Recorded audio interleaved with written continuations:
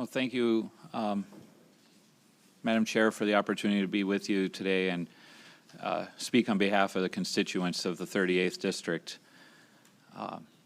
Since I first got involved with running for office, by far and away the number one issue that has come to my attention, knocking on doors, meeting with people at town halls, coffee hours, has been the cost of auto insurance.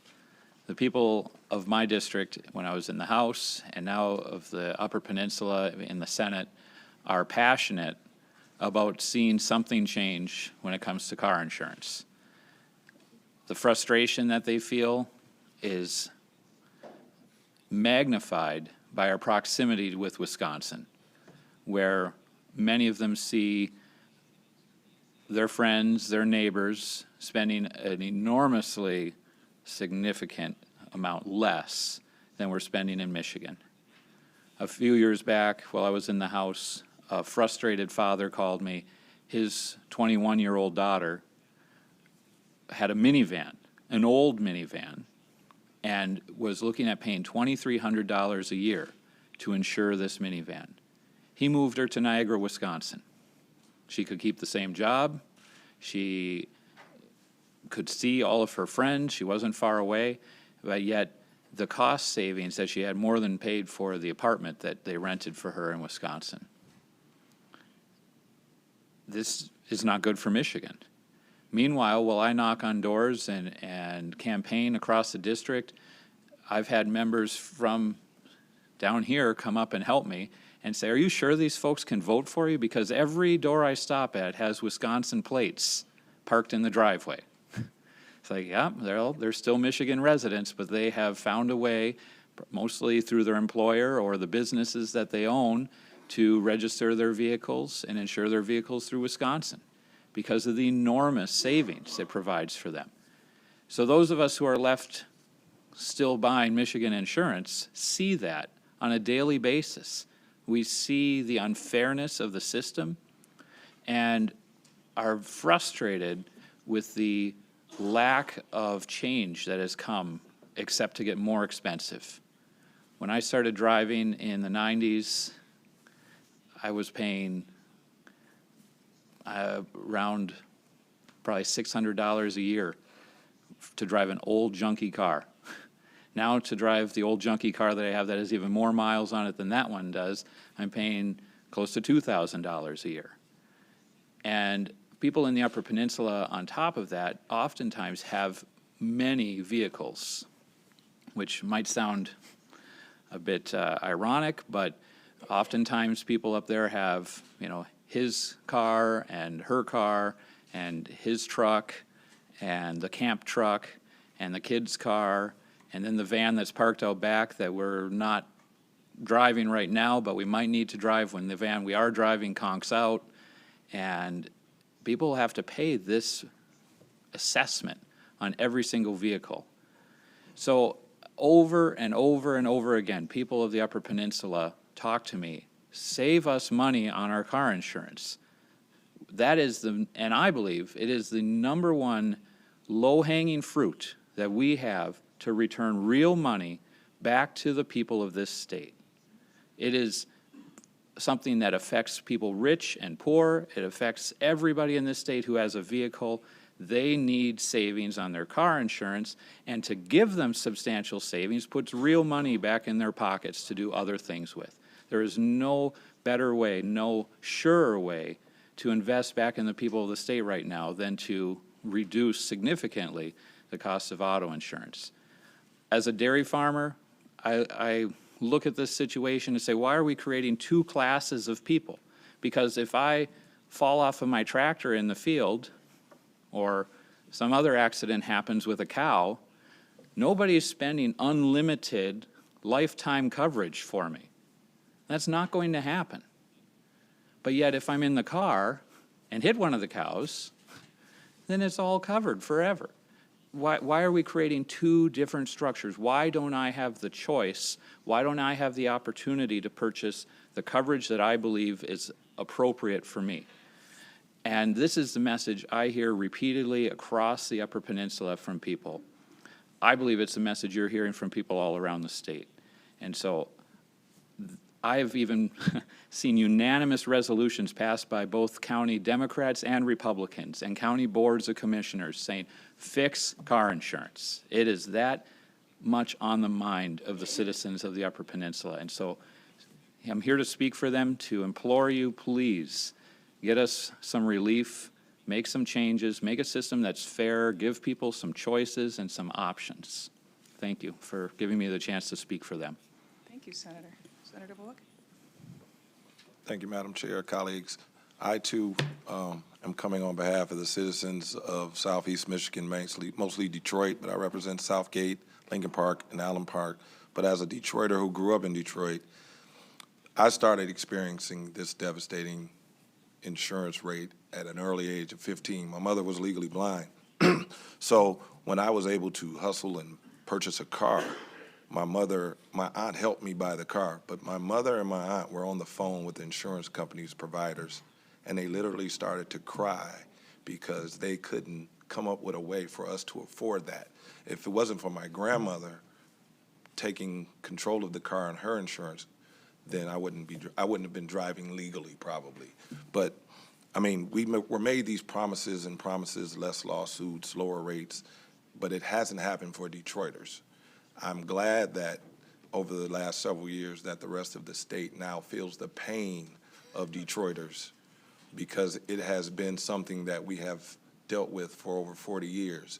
In fact, the NAACP even tried to sue the insurance companies a couple times, unsuccessfully, but the fight has always been on and on. I mean, we heard from CPAN, which just in the name, the Coalition to Protect Auto No Fault, with a illogical notion that we have the best health care in the nation when you're forcing a mandate for people who cannot afford it. All of the urban centers in Michigan have some of the highest rates of poverty in the nation. So how can you force me to pay something I can't afford? I cannot purchase the Maserati if I can't even afford a bicycle. You understand? So in that, then we have 60, well, the numbers are from anywhere from 40 to a high 60% of uninsured drivers in the city of Detroit. So they're not benefiting from no fault at all. The conversation is that they're going to go on Medicaid, but that's what they're doing anyway because they don't have any insurance, and they take this quality of life decision. Do I pay this premium platinum insurance, or do I become a criminal? Because we criminalize the way the law is set up, Detroiters for not having. And other urban centers, whether it's Saginaw, Flint, we're all the same. And it's been a predatory practice. It's been discriminatory. And at this point, it's almost a civil rights issue. But nobody's bailing us out but us. And so we only have us to bail ourselves out. You know, it's a four-headed monster, or maybe more than that. You have these off healthcare providers, you have the trial lawyers, you have the hospitals and the insurance companies themselves, but each of them are blaming each other for why the rates are high, when they all need to lose a finger permanently so that we can have some sustainable rate reduction, guaranteed rate reduction. Amen. So those are some of the, I mean, I spoke to a lady yesterday who lives in Detroit. She grew up in Detroit, but she has a job, as Senator McBroom was saying, that allows her to use her residency in Georgia to get her insurance, but she's not here. It's more ramifications just in the high price. We're losing population. Detroiters' licenses don't say they live in Detroit. Michiganders' licenses don't say they live in Michigan. They can't vote for us because their license say they live elsewhere. The jury pool is changing. I don't have a jury of my peers when I go to court, and we're losing money by funding because our population is down. So there are all kinds of other consequences to this. And so we just need to help get relief, because people don't understand the complicated nature of auto insurance. They just want, just like we got to fix the damn roads, we got to fix the damn auto insurance. And they don't care about how much. They see me every day at a restaurant, and they say to me, just fix the auto insurance. I don't care about CPAN or PIP, or I just know that my cousin or my sister is paying far less than I have. I've lived in 3 other states. And when I moved from Michigan to Maryland, it basically cut in half. And when I went from Maryland to Florida, it basically cut in half. And when I moved from Florida back home to Michigan, it quadrupled. And it's been going up every year. You know, I pay more for my auto insurance than we pay together for our 2 automobiles. And it's just eating away at the fiber and of the city, and it's destroying the growth of the state. So thank you for. Madam Chair, if I might add one other anecdote to piggyback off to the good senator here. You know, some friends of mine owned a mid-'90s Buick Century, and in 2012, a guy in a Cadillac Escalade pulled out in front of them on the highway and wrecked their old Buick Century, an old jalopy. She works at Walmart, and he works at a small engine repair place. They don't have very much, and they have 2 children. They live in a shabby place. Good friends of mine went to high school with. And what do they get for buying this car insurance? They're paying over $1,200 a year for this 20-year-old car, and it's got over 200,000 miles on it. They're paying all this insurance. What do they get? Nothing. Mini tort, which they didn't even know how to access. They didn't even know existed. But when they finally got it, it's almost insulting, because all they could do then is go out and buy another junky car. Meanwhile, the guy with the Escalade, he gets a full brand-new vehicle, and he's the one who caused the accident. It's not fair to the people of this state to be paying so much and get so little back when things like that happen. Thank you. There are some questions. Yes. Senator McMorrow? Thank you, Madam Chair, and thank you, both of you. I really appreciate these because I learn more about my colleagues every day, and you described your community, Senator McBroom, and it sounds like exactly where I grew up. I used to pig sit for my neighbors, and my brother worked on a dairy farm, and we had that van sitting in the back just in case, a 1979 Dodge Plymouth. It was very rusty. It never ran, but we had it just in case. And what I want to ask for both of you, because I feel like there are similar situations, do you know within your districts how many of the residents who are driving without auto insurance also do not have health insurance? Because my guess is that there are some similarities, and I appreciate that. You know, I've lived in 5 different states, some where I paid more in auto insurance, some where I paid less, and we have to address this issue, but I want to make sure that we are not shifting costs and support to somewhere that doesn't exist right now. So are we missing something, and are we punishing people who don't have health care or something to fall back on? Well, I'll go first, Senator. if Well, that's- yeah. I mean, my answer is pretty short. I mean, for the last 2 years, while I haven't been in the legislature, I was forced to buy health insurance that I didn't want. So I'm not exactly sure what population exists that isn't currently have some sort of health insurance, because I didn't want any and they made me buy it, just like car insurance. Yeah, I'd like to learn. I'd like to find out those numbers just so we know. I don't have the current stats, but a couple years ago when we did the study, I think we were at 48% of uninsured drivers, and I think almost half of that didn't have health insurance. But as the Affordable Health Care Act came into play, that number started to increase because of the Affordable Health Care Act. But many people in Detroit for years were driving around with no kinds of insurance at all. Health insurance, life insurance, auto insurance. They're just taking a risk every day. And thank God we got rid of driver's choice, driver's responsibility fees, because that was exasperating the criminal behavior. And then folks were like losing their jobs, going to jail because they can't pay. You know, they were in financial ruin just based on the responsibility fees. And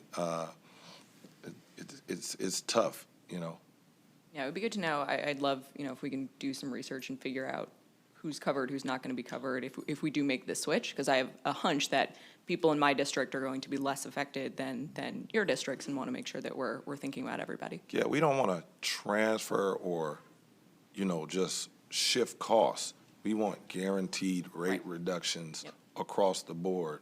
Again, we've had this conversation, Yeah. lived in other states where two states I lived in didn't have PIP at all. I mean, California has 0 PIP, and it's one of the most liberal states, in the country, so.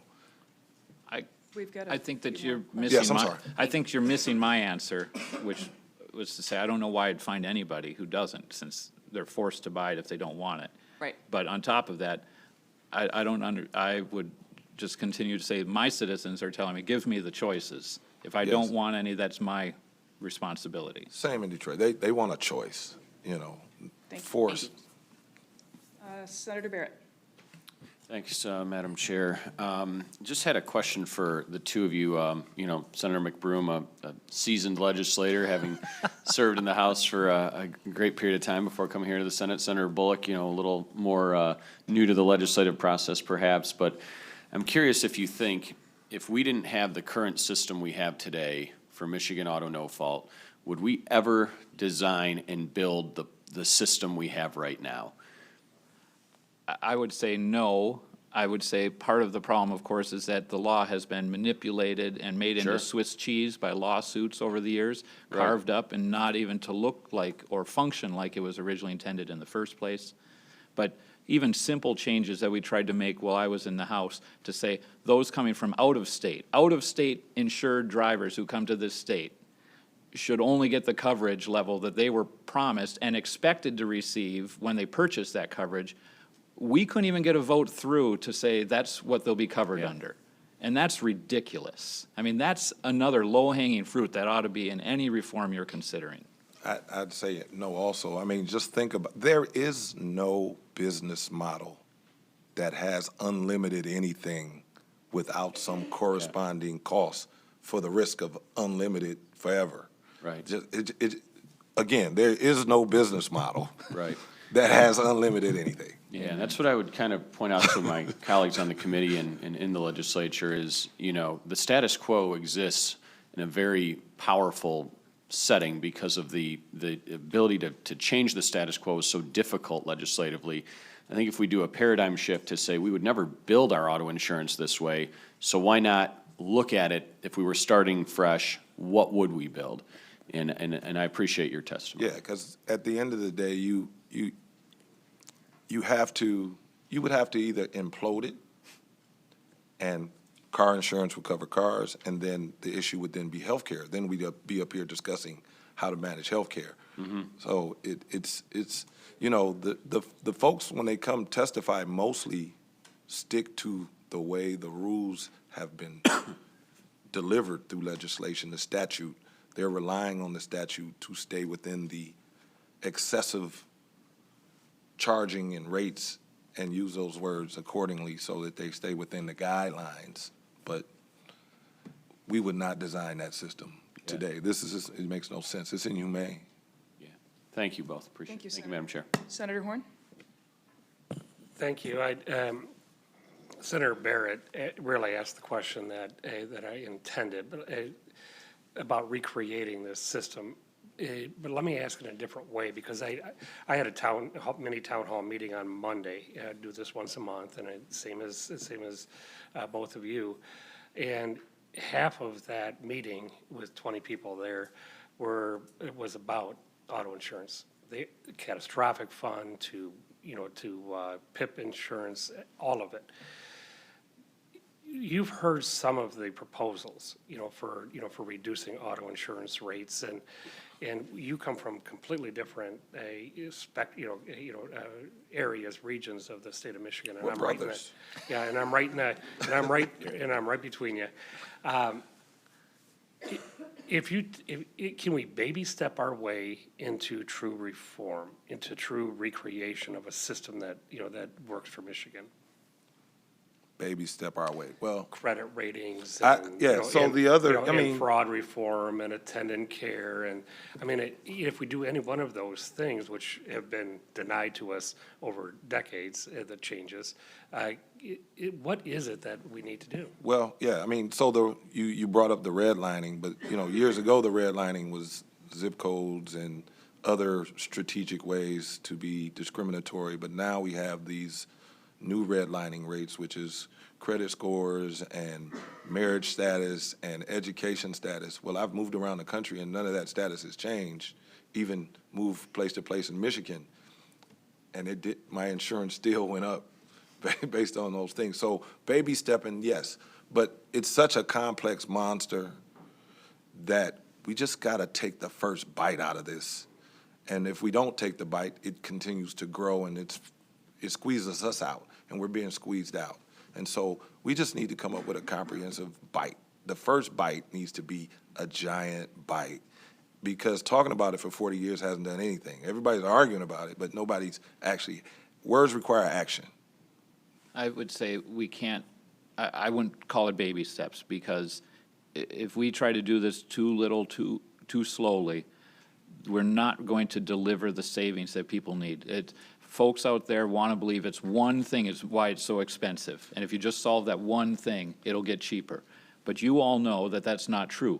There's various factors to why this has gotten to be the monster that it is.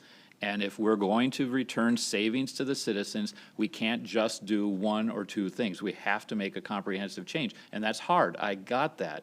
But I don't believe we have any alternative. The citizens are demanding satisfaction as quickly as possible. Thank you. Senator Daley?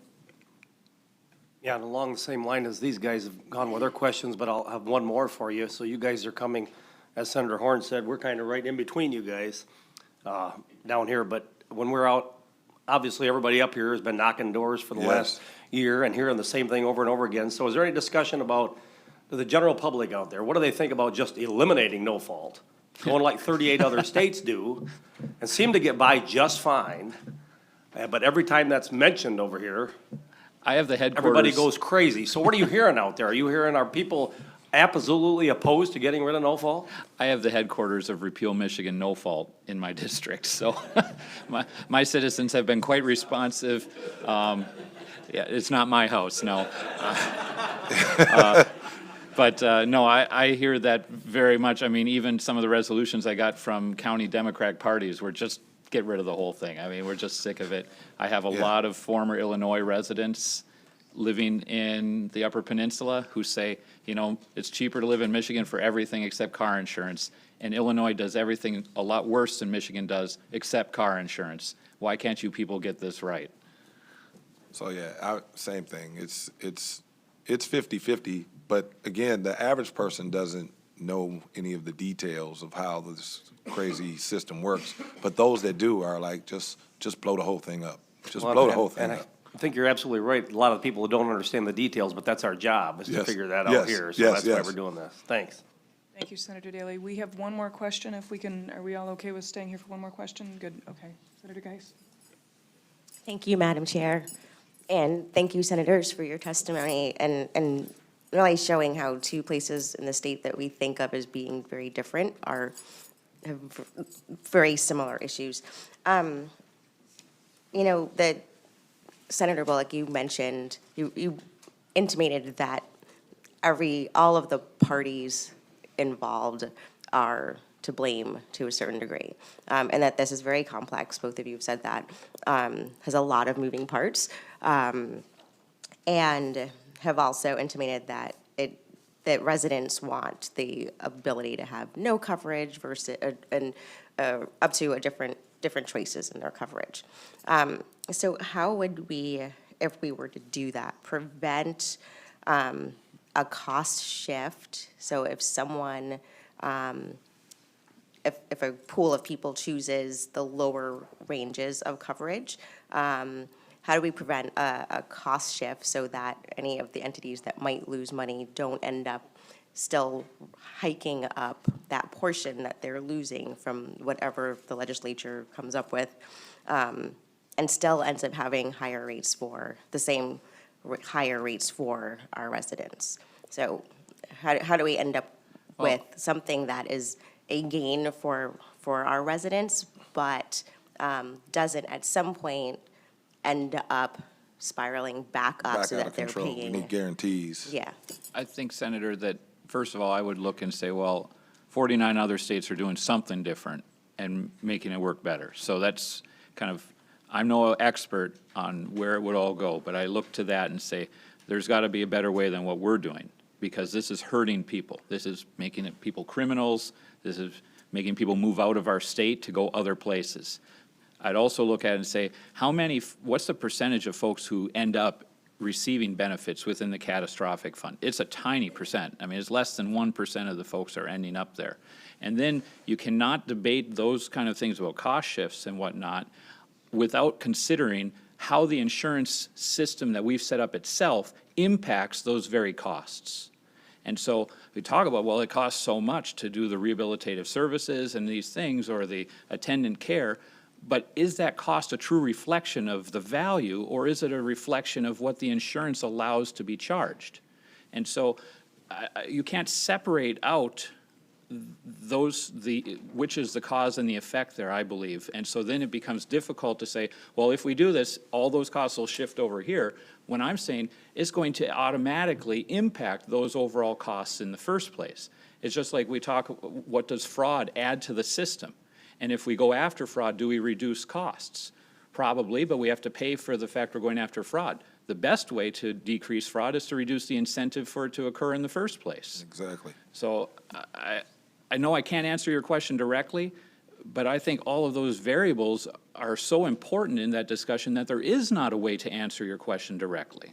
Yeah, So, I don't just- particularly have an answer for your $1 million question, but I know that collectively, we've all had discussions where we have great ideas that need to have all the parties in the room to agree to a reduction that is guaranteed across the board, that we're all looked at equally instead of disproportionately in the state. I mean, so we talked about those costs.